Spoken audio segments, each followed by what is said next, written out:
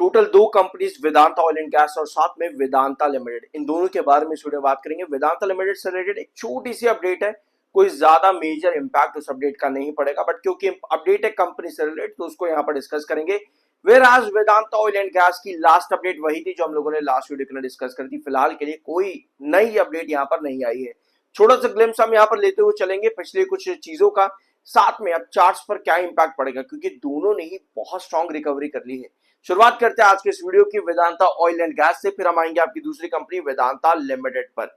Alright, Vedanta oil and gas last update आई थी 22 of July, यानी कि कंपनी के रिजल्ट्स के पहले केम्बे प्रोजेक्ट को लेकर के, ठीक है, जो कि ओएनजीसी को यहां पर दे दिया गया था। आगे 10 साल का कॉन्ट्रैक्ट एक्सटेंड नहीं किया गया था गवर्नमेंट की तरफ से। दिल्ली हाई कोर्ट ने गवर्नमेंट का ही डिसीजन फाइनल किया और प्रोजेक्ट ओएनजीसी को दे दिया। एक अपडेट केम्बे को लेकर के भी आई थी, तो मेरे चैनल पर वो भी अवेलेबल है, जाकर के देख सकते हो, क्योंकि रिजल्ट्स के टाइम पर कंपनी ने उसके बारे में भी मेंशन किया था। टोटल 5% ही कंपनी का वहां से रेवेन्यू जनरेशन या फिर प्रोडक्शन जनरेशन होता है, उससे ज्यादा नहीं। तो बहुत ही निल इफेक्ट पड़ता देखने को मिला उस अपडेट का। थोड़ा सा यहाँ पर गिरावट हुई थी, पर उसके ज्यादा कुछ नहीं हुआ। फिलहाल पिछले 5 दिनों में 9% से ज्यादा Adani oil and gas recover हो चुका है, यानी कि अपनी गिरावट से रिकवरी यहां पर चालू है, जो कि बढ़िया बात है। एमएफआई 49.6 पर है, 56.2 पर आपका आरएसआई है। अब आते हैं इसके चार्ट पर। यह है वेदांता ऑयल एंड गैस का चार्ट पैटर्न। पहले हम डेली टाइम फ्रेम देखते हैं, फिर हम 1 आवर टाइम फ्रेम पर आएंगे। सो डेली टाइम फ्रेम पर क्या पोजीशन नजर आ रही है? फर वही है आपका, कुछ बड़ा चेंज यहां पर नहीं है।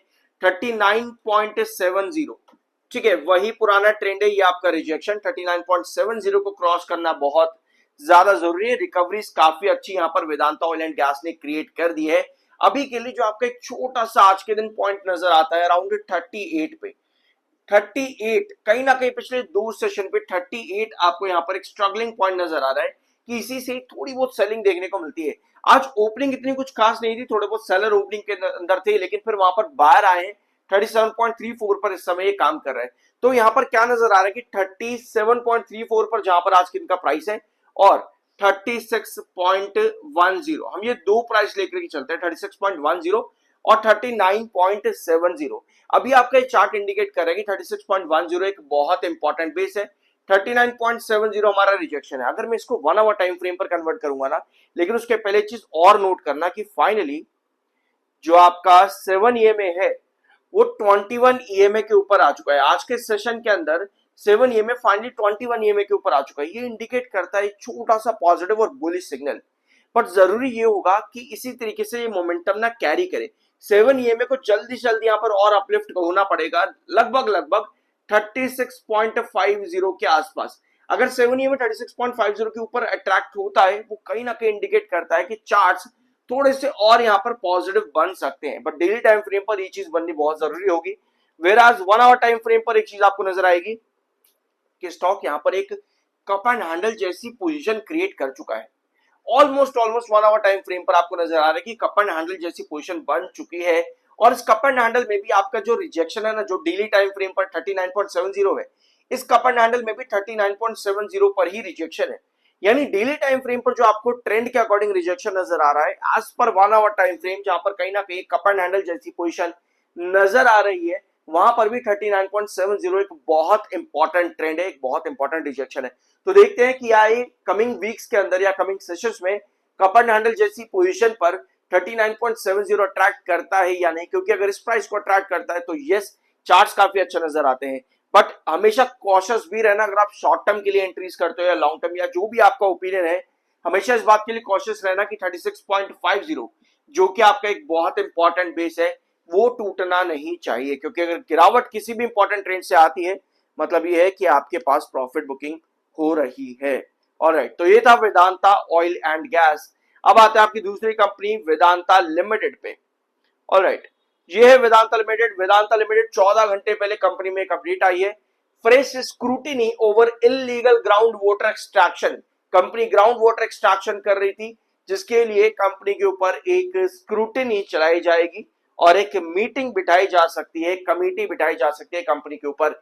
Central ground water board has asked Odisha government to constitute a joint committee to investigate allegations of unauthorised ground water extraction by Vedanta limited Jharsuguda unit.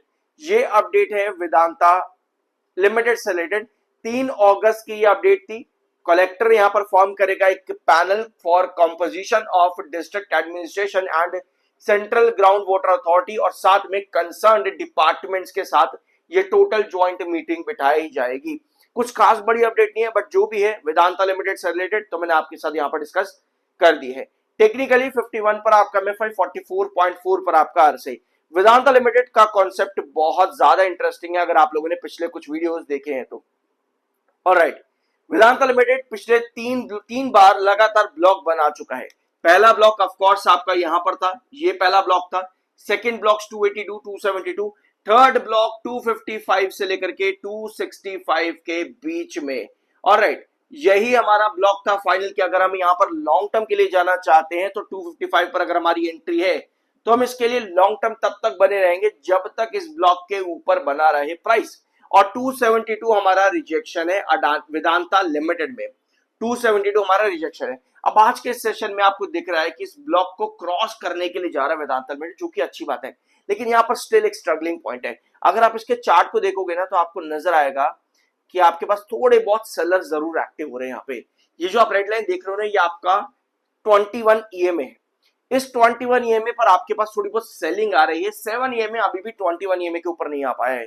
272 आपका बड़ा रिजेक्शन है यहाँ पर। तो अगर 7 EMA 21 EMA के ऊपर आ जाता है और 272 पर इसी तरीके से ये हैंगिंग बेस बना दे, दैट मींस कि हम लोगों ने जो थर्ड ब्लॉक क्रिएट करा 255 से 265 के बीच में, ये वहां से ही एक बड़ा ब्रेकआउट और अच्छा ब्रेकआउट बनाना चाहता है वेदांता लिमिटेड।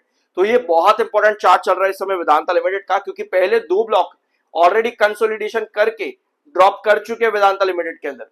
यहां पर 298 से लेकर के 311, 272 से लेकर के 282, और अभी ये तीसरे ब्लॉक के ऊपर आराम से बना हुआ है। तो हम अपनी होल्डिंग यहां पर तब तक लेकर के चल रहे हैं जब तक प्राइस 255 के ऊपर बड़े आराम से है। यानी कि यहां पर जितनी स्टेबिलिटी रहेगी उतना ही पॉजिटिव लॉन्ग टर्म के लिए चार्ट क्रिएट होता है।